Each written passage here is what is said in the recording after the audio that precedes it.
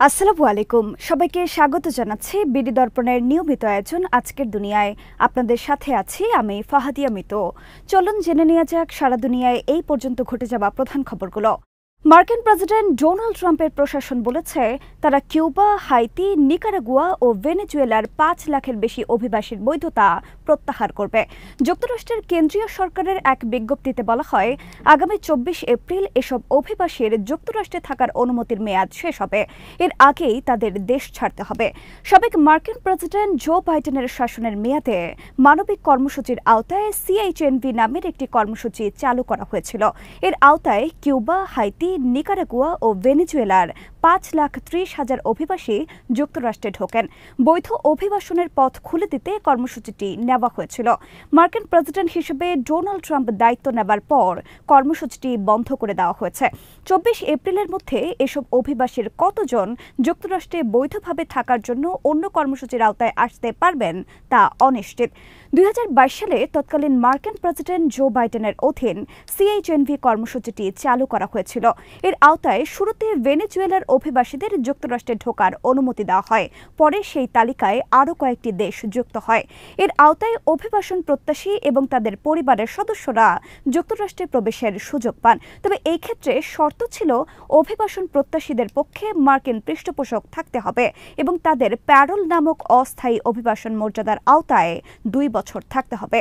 Biden প্রশাসন CHNVর পক্ষে যুক্তি দেখিয়েছিল। কর্মসূচিটি বন্ধের ফলে যুক্তরাষ্ট্রের দক্ষিণাঞ্চলীয় সীমান্ত এলাকায় অবৈধভাবে সীমান্ত পারাপারের ঘটনা ঠেকানো যাবে। গত শুক্রবার যুক্তরাষ্ট্রের হোমল্যান্ড সিকিউরিটি বিভাগ আগের প্রশাসনের নেওয়া উদ্যোগটি বাতিল করেছে। তারা বলছে কর্মসূচিটি লক্ষ্য পূরণে ব্যর্থ হয়েছে।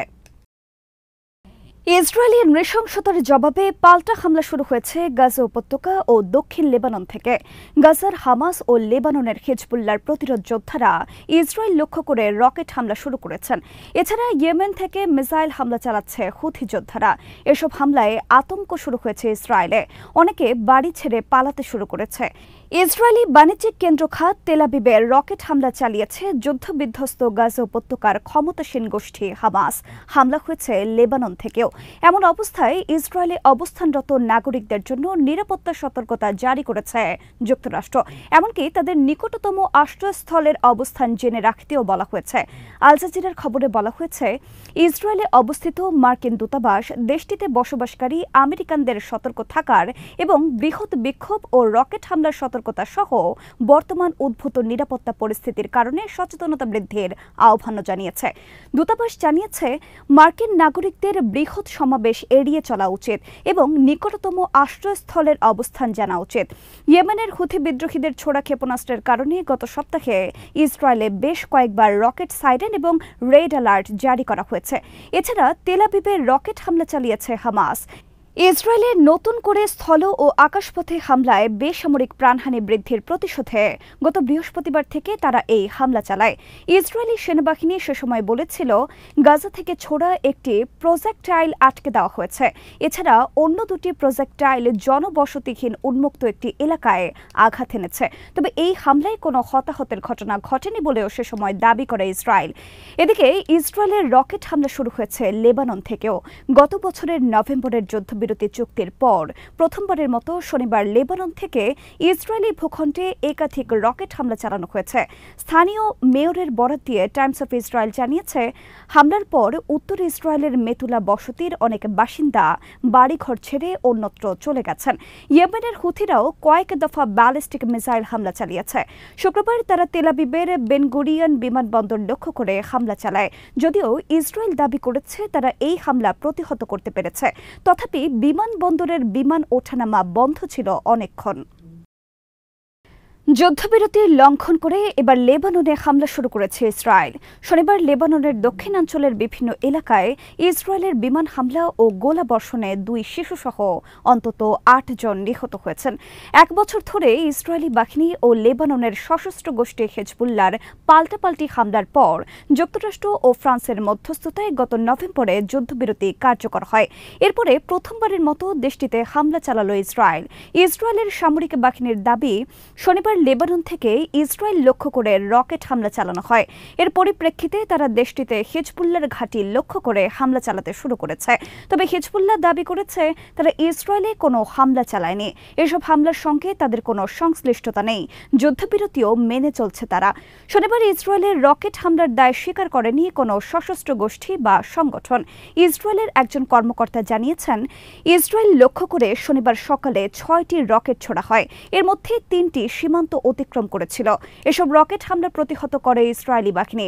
লেবাননের স্বাস্থ্য মন্ত্রণালয়ের বরাতে দেশটির সংবাদ মাধ্যমগুলো জানিয়েছে, 2 দফা ইসরায়েলি হামলায় দক্ষিণাঞ্চলের বিন্ট জাবেলি ও তুলিনে 3 জন এবং বন্দর নগরী টায়ারে 5 জন নিহত হন। লেবাননের রাষ্ট্রায়ত্ত সংবাদ সংস্থা জানিয়েছে, ইসরায়েল সীমান্তবর্তী দেশটির দক্ষিণাঞ্চলের বিভিন্ন এলাকায় শনিবার বিমান হামলার পাশাপাশি কামান থেকে গোলাবর্ষণ করেছে ইসরায়েলি বাহিনী। ইসরায়েল লেবানন সরকারকে চাপে রাখতে এই হামলা চালাচ্ছে বলে মনে করেন কাতারের হামাদ বিন খলিফা বিশ্ববিদ্যালয়ের অধ্যাপক সুলতান বারাকাত।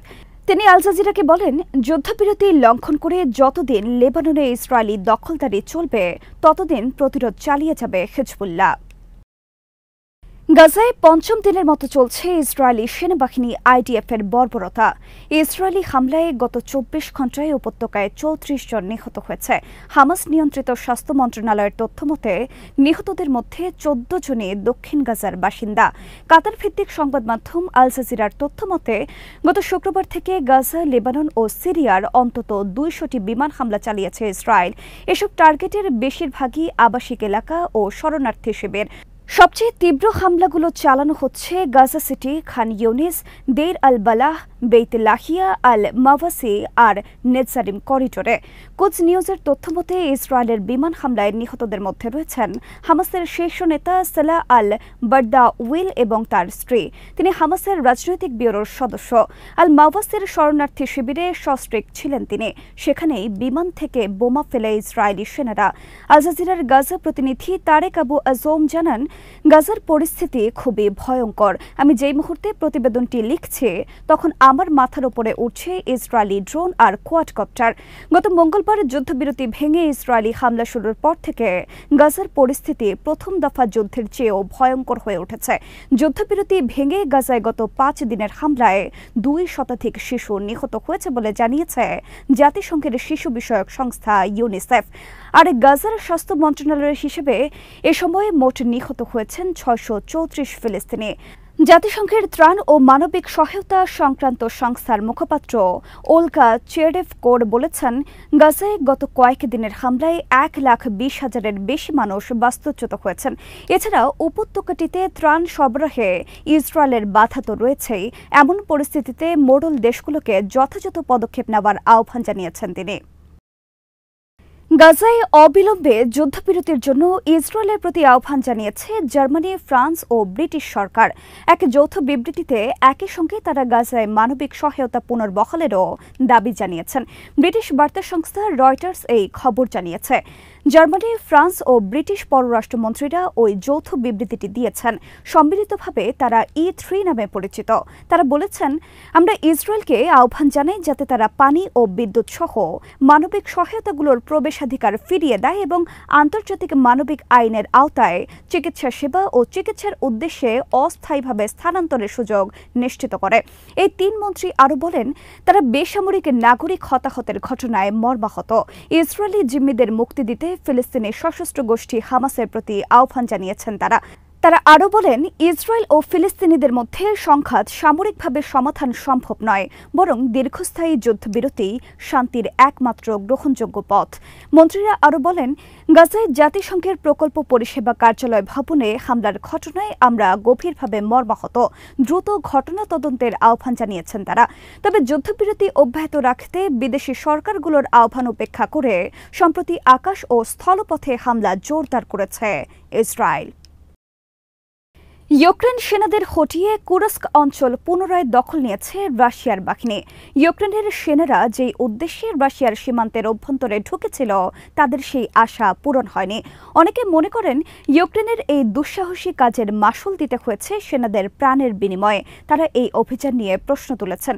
এই যুদ্ধে বন্ধুকে হারানো মারিয়া পানকোভার রয়টার্সকে বলেন, এটার দরকার ছিল কিনা তা নিয়ে আমি নিশ্চিত নই। মারিয়া বলেন, আমরা অনুপ্রবেশকারী নই, আমরা শুধু আমাদের এলাকা ফিরে পেতে চাই। আমাদের রাশিয়ার কোনো এলাকা দখল করার দরকার নেই।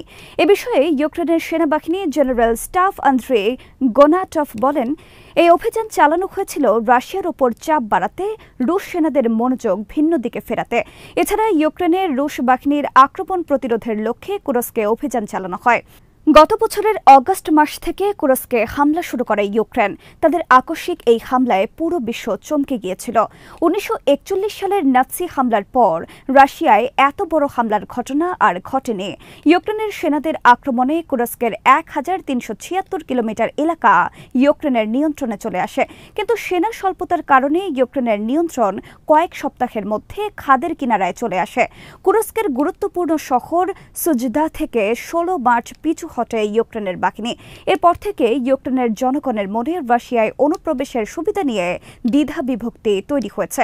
কুরস্কের লড়াইয়ে এক হাত হারানো সৈনিক ওলেক্সি দেশেভি বলেন, তিনি এই অভিযানের কোনো যুক্তি দেখতে পান না। তিনি বলেন, আমাদের এই অভিযান শুরু করাই ঠিক হয়নি।